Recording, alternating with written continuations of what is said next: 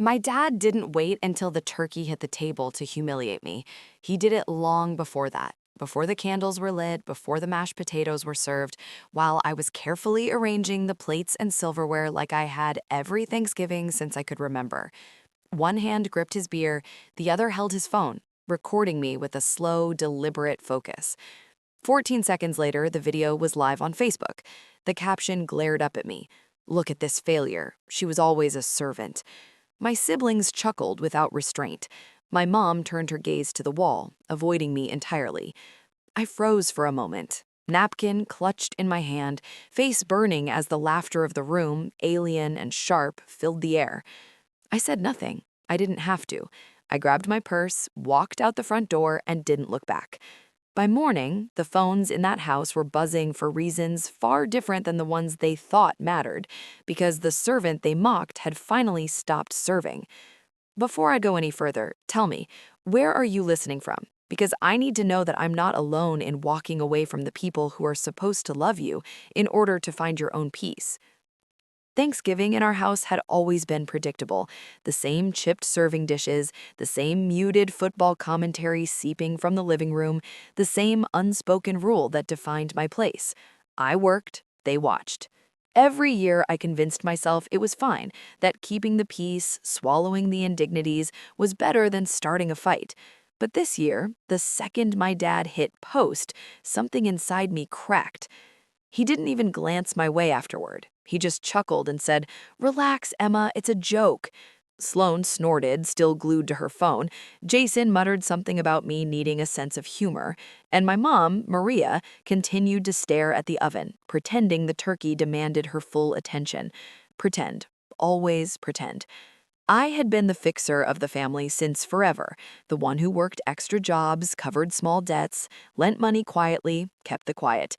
When bills stacked, I handled them. When my sister overdrew her account, I paid it. When my dad wanted the new grill, I bought it. Somehow, responsibility had been rewritten into servitude.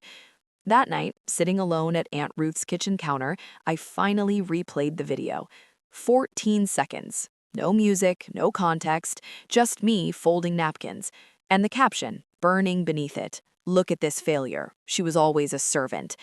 The comments were worse. Laugh emojis, heart reacts, people I didn't even know weighing in. My brother had chimed in. "At least she's good at something," Sloane had typed, laughing faces trailing behind. Even a cousin had joined in. Classic Emma, never stops working. I had spent my life being useful, and yet usefulness didn't equal respect. Ruth didn't lecture me. She just draped a blanket over my shoulders and said softly, "You don't owe them another second." For the first time in years, I believed it. She meant it. I didn't sleep that night. I sat by the window, watching the streetlight flicker over the driveway, phone silent in my lap. But silence was fleeting. Texts started buzzing, one after another, from Jason, from my mom, from my dad, each shorter, colder, and emptier than the last. Not a single one asked if I was okay. Not one offered an apology. By morning, something inside me had shifted. It wasn't anger exactly, it was the absence of it. The kind of quiet that follows a storm, when the world seems calm, but nothing is the same. I closed my laptop, slid my phone across the counter, and whispered to myself, "They can laugh all they want. I'm done playing the servant." The next morning, the air was sharp, slicing through thought. I stepped outside before sunrise, still in yesterday's jeans, the sky bruised with gray. Ruth's porch smelled like rain and coffee. She didn't ask what happened. She already knew. That was the relief. No questions, no pretenses, just quiet understanding. By 8, my phone buzzed again. Sloane. Her name flashed like static on the screen. The message was short. "Why can't I withdraw $2,000 from your account?" No hello, no apology, no acknowledgement of last night. Just entitlement, raw, like asking me to pass the salt. I stared at the screen until the words blurred. Then I laughed, a dry, hollow sound that startled me. Hours earlier, I had already closed the joint account, transferring every dollar I'd saved into a private one. After the video, after the silence, after years of being the one who paid, cleaned, forgave, it finally clicked. They didn't love me for me. They loved me for what I gave them. Sloan sent another message. "Are you serious? I need that money today." And another. "You're unbelievable. Bitter much." My fingers hovered over the keyboard, but I didn't respond. I scrolled through our old messages, years of borrowing, promises, unpaid debts, favors called in and ignored. Every yes I had said when I should have said no stared back at me in digital ink. Ruth came in, robe tied tight. "You up early?" she asked softly. "I think I just woke from a very long dream," I replied. She nodded, understanding exactly what I meant without pressing for details. By noon, my dad's message arrived. "You've always been dramatic. Grow up." That one didn't hurt. It confirmed everything I already knew. The same man who filmed me as a joke couldn't even fake remorse. Almost liberating. I opened my laptop, sorting finances, organizing bills, statements, keeping track of what was earned, what was owed, what was mine. My savings totaled $21,364, every cent a piece of me they never valued. I no longer felt anger. Anger is loud, messy. This was calm, precise, like a controlled burn ready to reshape the forest. That night, I documented everything. Dates, screenshots, notes. Not for revenge, yet, but so the record existed. Before bed, I set my phone face down and whispered, "I'm not your servant anymore." It wasn't a declaration, it was fact. By Sunday morning, the silence from that house felt heavier than any insult. No calls, no texts, no fake apologies, just quiet. I wasn't waiting for a peace offering, I was waiting for clarity. And when it arrived, it came in another text from Sloan. No greeting, just, "I need the money now. Don't be spiteful." My thumb hovered. Then I typed, "The account's closed. Don't ask again." No explanation, no softness, just truth. Seconds later, the typing bubbles appeared. Then the flurry, selfish, manipulative, bitter. Finally, the one that made me smile. "You've changed." She was right. I had. I spent the day quietly erasing the doors they'd always used to reach me. Frozen joint cards, redirected mail, each click untangling the knots that had bound me for years. Ruth noticed the papers sprawled across her dining table. "You're cleaning house," she said. I smiled faintly. "More like evicting ghosts," I replied. "Good," she said. "About time." That night, I kept digging, not for revenge, but clarity. I checked my credit report, stomach tight as it loaded. 2 cards, one open with $2,400 owed, another closed with missed payments. Cards I had never opened. I printed everything, slid the pages into a folder labeled Proof. I carried it to Ruth and Daniel's living room. The TV glow flickered on their faces. "He used my name," I said flatly. Ruth muted the show. Daniel leaned forward, calm but firm. "Then you document it. Everything. We'll figure out the next step." No chaos, just precision. Strange how calm justice feels when it finally belongs to you. Later, Sloan texted again. "Why are you doing this? We're family." I typed back 3 words. "Don't ask again." Then added 5 more. Unplanned, but perfect. "Don't ask a servant." I hit send. Silence wasn't emptiness anymore. It was power.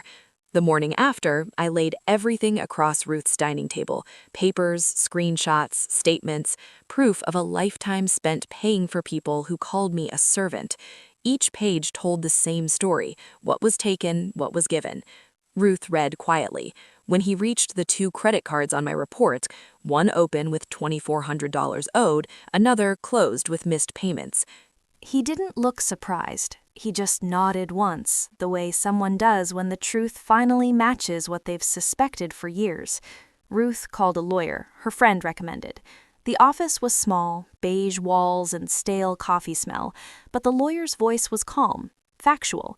"Did you authorize these accounts?" "No." "Do you have proof?" "Yes." She wrote a list that sounded more like a to-do for justice. File fraud reports, freeze credit, notify the bank, contact relatives.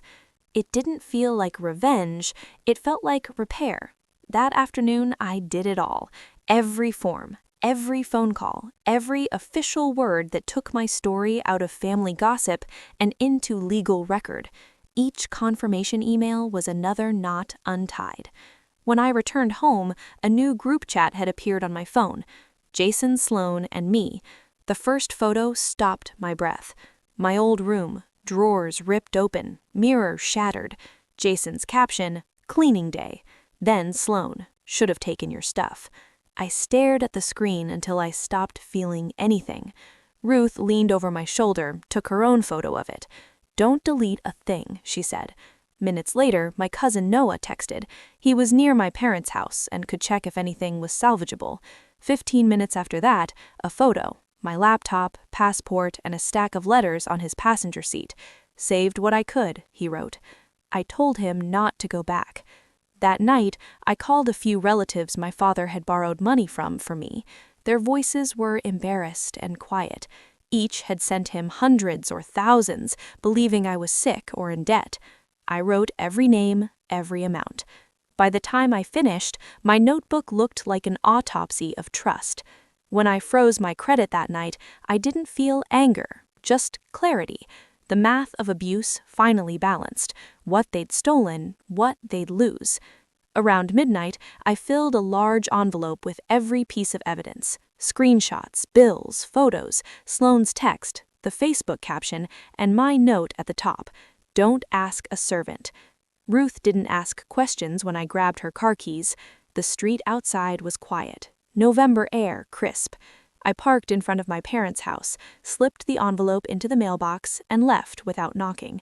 It didn't feel like vengeance, it felt like closing a book. The next morning, an email appeared from an unfamiliar name, my father's boss. He'd seen the Facebook video before it was deleted. He wrote, "Just wanted to check if you're okay."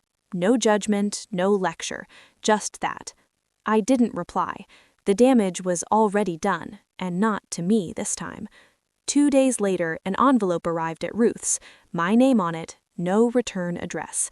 Inside, 2 old photos, me as a baby in Maria's arms, and another of me camping, Victor's arm around me. Beneath them, a handwritten letter.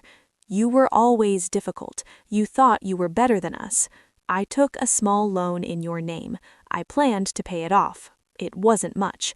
I read that line until the words lost meaning, then added the letter to my folder of evidence. People always confess when they think confession will save them. It won't. The lawyer confirmed what we already knew. The letter was an admission. She spoke calmly, outlining the process, reports filed, investigations opened, banks contacted. She said it could take weeks, maybe months, but it would stick. Real justice always moves slow. By Thursday, Jason texted, "You made this a big deal. We were joking. Grow thicker skin." 10 minutes later, "Can we talk like normal people?" I didn't reply. Normal was their word for comfortable cruelty. That evening, messages from Sloane flooded my phone. Voicemails, texts, one furious line after another. She tried to open a new credit card and got flagged for fraud. "What did you do? You ruined my life." I typed one sentence back. I secured mine. For the first time, I felt the weight shift. They were finally living with consequences they couldn't transfer to me. A few days later, Maria called. I let it go to voicemail, but then a text followed. "There's something of yours I kept safe." Noah went instead. He found a small box under my old bed, a tangle of photos, receipts, and at the bottom, a savings booklet. It showed a balance once over $3,000, withdrawn completely the week after my 21st birthday, my father's signature at the bottom. I added it to the file. Every piece of paper was a step back towards myself. That weekend, Jason asked to meet at a diner. I said yes, mostly out of curiosity. He looked smaller when he walked in, shoulders slumped, hoodie faded. "Dad's unraveling," he said, before sitting down. He told me Maria had left and filed for divorce. Victor had been written up at work for misconduct and missed shifts. He said, "You're going to press charges, right?" I didn't answer. He kept talking about how he believed Dad because it was easier, how he joined the laughter because silence made him feel weak. When he stopped, I said, "Don't ever speak for me." He nodded, no argument. On the drive home, I passed the river. For the first time, it looked still instead of heavy. My phone buzzed again. Another message from an unknown number, one of Victor's coworkers.